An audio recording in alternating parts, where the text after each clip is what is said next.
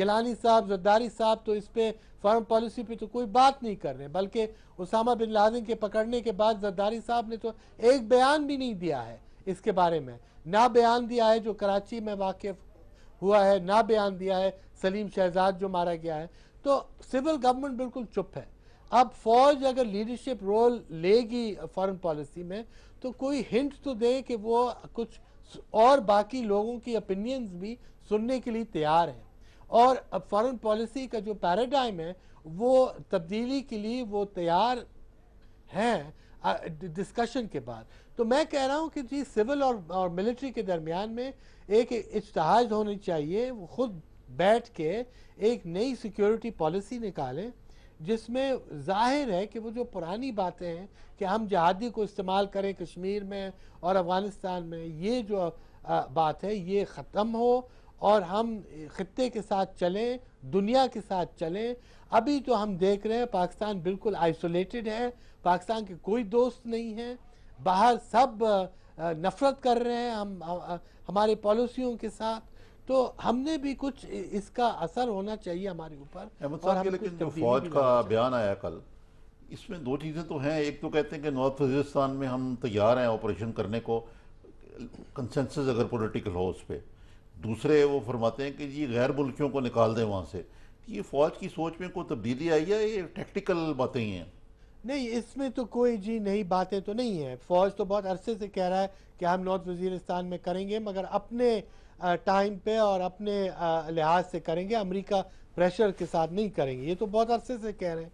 और दूसरी बात है कि हाँ, फौज ये भी कह रही है कि फॉरेनर्स जो हैं वो उनको जाना चाहिए, ख़ासतौर सेंट्रल एशियंस, चेचन्स, अरब्स, ये जो सब बैठे हैं फाटा में, इनको निकालना चाहिए, फौज को भी निकालना चाहिए और लोकल्स को भी। अब लोकल्स की बात यह है कि बहुत से लोकल्स तो भाग गए तालिबान के डर से और अलकायदा के डर से। दूसरी तरफ यह है कि लोकल्स जो रह रहे हैं उधर और जो तालिबान के खिलाफ है वो मारे जा रहे हैं और उनका बहुत बुरा हाल है। और फौज को एक कॉम्प्रहेंसिव स्ट्रैटेजी, वो फौज ने भी बहुत नुकसान उठाया है फाटा में, हज़ारों फौजी मारे गए हैं फाटा में, मगर अभी हम ऐसी कोई कॉम्प्रहेंसिव कामयाबी नहीं नज़र आ रहा है जिसमें फाटा जो है वो हुकूमत के हाथों में अच्छी तरह से वापस आए और ये जो पनागुज़ीन जो 3-4-5 लाख पनागुज़ीन जिनने फाटा को छोड़ा है वो वापस जाएं। तो अहमद साहब, आप देखते हैं कि will the Pakistani military will walk the talk, यानी कि वो वाकई अमल करेंगे जो कह रहे हैं? फिर ये मसलन ड्रोन अटैक्स के बारे में वो कहते हैं कि जी ड्रोन अटैक्स जो हैं वो दुगने हो चुके हुए हैं पिछले 2 साल के अंदर। और ओबामा साहब का मेरे ख्याल में ड्रोन अटैक, अगर ये ड्रोन्स को गिराते हैं तो फिर बहुत पेचीदा सूरत हाल बन सकती है पाकिस्तान और अमेरिका के दरमियान। और अगर ऐसे कोई और कदम उठाते हैं तो फिर और भी टेंशन बढ़ सकती है। मगर इसमें सबसे बड़ी बात है कि एक फ़ौज की रिलेशनशिप नहीं है अमेरिका के साथ, आखिर IMF की भी रिलेशनशिप है, वर्ल्ड बैंक, डोनर्स जो हैं। अनफॉर्चुनेटली मैं कहता हूँ, मैं खुश तो नहीं हूँ, मगर पाकिस्तान बहुत मजबूर है डोनर्स के ऊपर और अमेरिका का सबसे बड़ी कहना है डोनर्स के साथ। तो हमने बहुत एहतियात से कदम उठाने हैं और कोशिश ये है कि अगर ये तालिबान के टॉक्स के साथ एक पाकिस्तान और अमेरिकी की पॉलिसी एक हो जाए और हम साथ साथ चलें इस पे और साथ साथ काम करें तो शायद दूसरे हलकों में भी कुछ बेहतरी आ सकती है। मगर अब मेरे ख्याल में कॉन्फ्रंटेशन जो है एक बड़ा पावर के साथ, जब पाकिस्तान खुद इतना कमज़ोर है, आखिर ये वो पाकिस्तान नहीं है ज़ियाउल हक का, ये 20 साल पहले पाकिस्तान। इधर हमारा इक़्तिसादी हालात बहुत बुरे हैं, टेररिज्म है और बहुत मुश्किलात हैं, लोगों में इन्फ्लेशन है, सब कुछ साथ साथ आ चुका है और ये वक्त नहीं है कॉन्फ्रंटेशन। हम तो अब माशाल्लाह एक न्यूक्लियर पावर हैं और अहमद नजात कहता है कि हमारी अमरीकी जो है हमारे उनकी नज़र है हमारी एटमी असासों पे भी, तो इसके बावजूद हम इतने कमज़ोर क्यों लगते हैं आपको? नहीं, कमज़ोर तो हम इतने नहीं हैं जी, आखिर कौम माशाल्लाह एक बहुत बड़ी कौम है और भी धक्के कौम ने बहुत खाए हैं इस 60 साल के अंदर। मगर ये है कि पहली दफ़ा जो ये नज़र आ रहा है कि सारे जो हमारे मसले हैं जो हमने 20-30 साल से हल करना था और हल नहीं किया है। अगर आप इक़्तिसादियत हालात ले लें, टैक्सेशन ले लें, सोशल रिफॉर्म ले लें, एजुकेशन ले लें, फॉरेन पॉलिसी ले लें, जो भी आप चीज़ ले लें, हमने कोई 20 साल से हमने कोई बुनियादी तब्दीली नहीं लाए हैं, मतलब मुल्क में। और ये सब जो मुश्किलात हैं ये एकदम सर के ऊपर आ गए, गले में आ गए, और इनको सब एक साथ टैकल करना होगा। अब ये अफसोस की बात है कि नहीं सिर्फ एक अमेरिका का प्रॉब्लम है भाई, एजुकेशन का बहुत प्रॉब्लम है अभी, और इकोनॉमी का भी बहुत प्रॉब्लम है, और हमने सब कुछ एक साथ टैकल करना है जो जाहिर है बहुत मुश्किल है। अहमद साहब आपका बहुत बहुत शुक्रिया। जी निज़ामी साहब, अभी अहमद रशीद साहब ये कह रहे थे कि पाकिस्तान आइसोलेटेड है, पाकिस्तान का कोई दोस्त नहीं है। तो निज़ामी साहब, जो कुछ भी पाकिस्तान में हो रहा है, हुकूमत खामोश है, अदलिया के अहकामात नहीं माने जाते, और अगर अभी हम देखें जो हमारे सिक्योरिटी जो फ़ौज है उसकी तरफ से भी कोई वाज़ेह हिकमत अमली सामने नहीं आ रही, तो फिर इस सारी सिचुएशन से, इस आइसोलेशन से कौन निकालेगा पाकिस्तान को? ये आइसोलेशन से पाकिस्तान के अवाम, पाकिस्तान की फ़ौज और पाकिस्तान की हुकूमत को निकालना चाहिए। लेकिन जैसे कि अहमद रशीद साहब ने कहा कि हमें अपने जो पुराने मफरूज़े हैं या पुरानी हमारी जो पॉलिसी हैं, दुनिया बदल गई है। कल नवाज शरीफ साहब भी कह रहे थे कि 2011 है, ये 1911 नहीं है। तो हमें कुछ ना कुछ तो बदलना चाहिए। दुनिया वाकई बदल गई है। आप देखिए अपने इर्द गिर्द इस खत्े में देखें, इंडिया की जो ग्रोथ रेट है वो कितनी है, बांग्लादेश जो हमसे अलग होकर एक अलग मुल्क बना है वो किस तरफ जा रहा है, श्रीलंका भी ने भी टेररिज्म को ख़त्म करके तरक्की की तरफ गामज़न है। यूरोप और अमेरिका की बात छोड़ें, जो हमारा ब्रदर मुल्क तुर्की है वो अब EU के ऊपर खटखटा रहा है दरवाजे पे, और वहाँ पे भी इकॉनमी जो है वो बूम कर रही है। तो कोई रॉकेट साइंस तो है नहीं इसमें। निज़ाम साहब, ब्रेक का वक्त हो गया, छोटा सा ब्रेक ले लेते हैं। नाजरीन, ब्रेक लेते हैं, ब्रेक से वापस आएंगे तो बात करेंगे पाकिस्तान की मजमूई सियासी सूरत हाल की। हमारे साथ रहिएगा।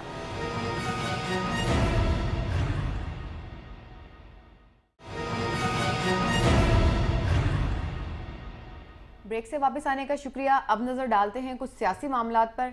निज़ामी साहब, नवाज शरीफ साहब ने कहा है कि एबटाबाद पर कमीशन ना बना तो 30 जून तक हम कुछ कर सकते हैं।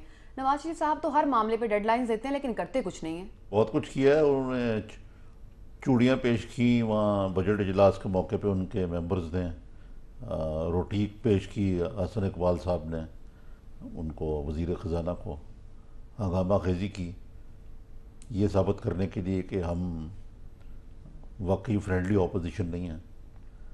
अल्टीमेटम तो उन्होंने कई दिए हैं और कई कमीशंस भी बनाने का अंदिया दिया है। अब दूसरी तरफ जो है आपस में जो उनकी PMLN और PPP में एक किस्म के तल्लुकात बन चुके हुए थे, और वज़ीर आज़म साहब जो थे उनको कहा जाता था कि ये मर्द मुफाहमत हैं, हर पार्टी में इनकी गपशप है। लेकिन वो जो एक तसलसल था वो टूटता हुआ नज़र आता है, और पोलराइजेशन जो है वो बढ़ चुकी है, जिसका एक आपने मैनिफेस्टेशन देखी कि सेनेट में इसहाक डार को नहीं बनने दिया गया लीडर ऑफ द अपोजिशन, उसकी जगह गफूर हैदरी साहब आए। इस पर भी बहुत बरम है जो मियाँ साहब हैं।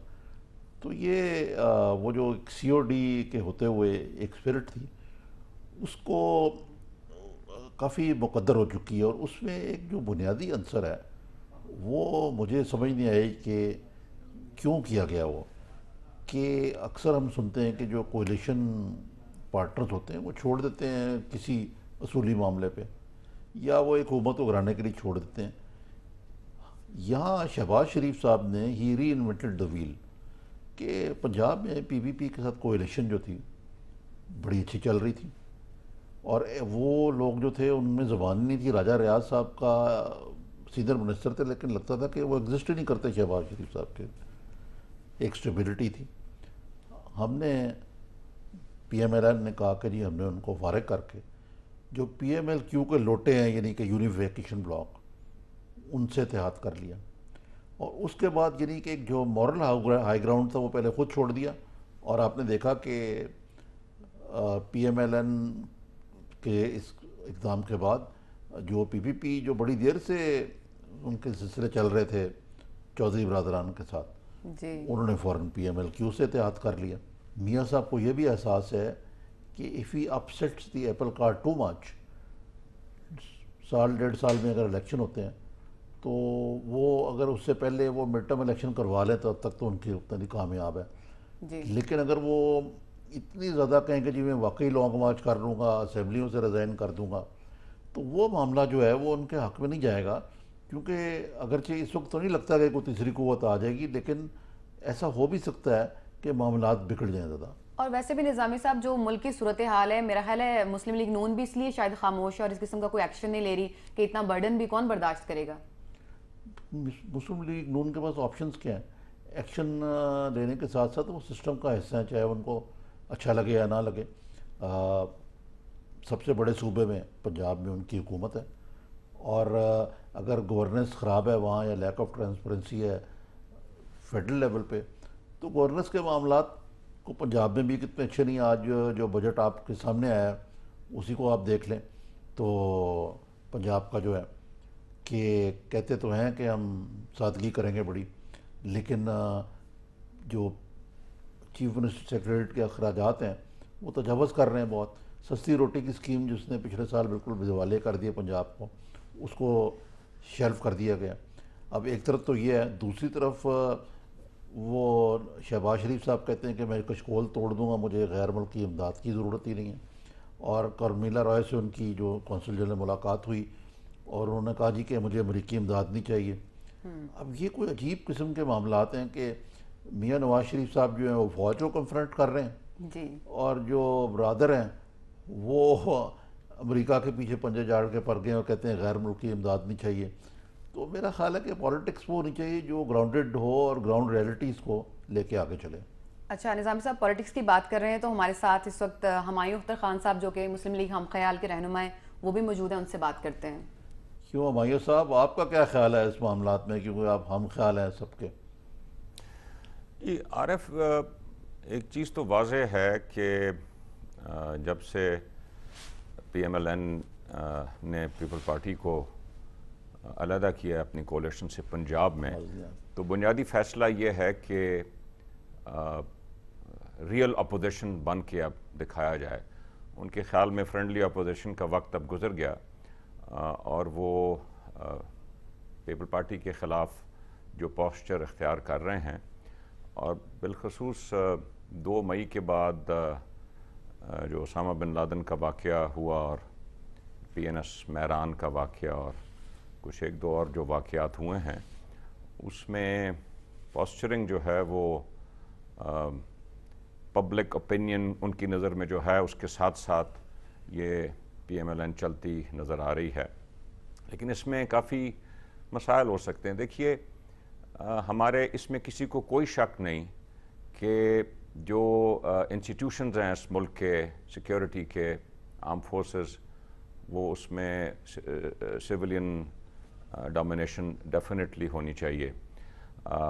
इस्टेब्लिशमेंट का फॉरेन पॉलिसी में, सिक्योरिटी पॉलिसी में, जियो स्ट्रेटेजिक पॉलिसी में क्या रोल है, मैं इस बात पे यकीन रखता हूँ कि अगर सियासी क़ुव्वतें अपना रोल बनाना चाहें, अपना इनपुट करना चाहें, तो उनके रास्ते में रुकावट नहीं होगी।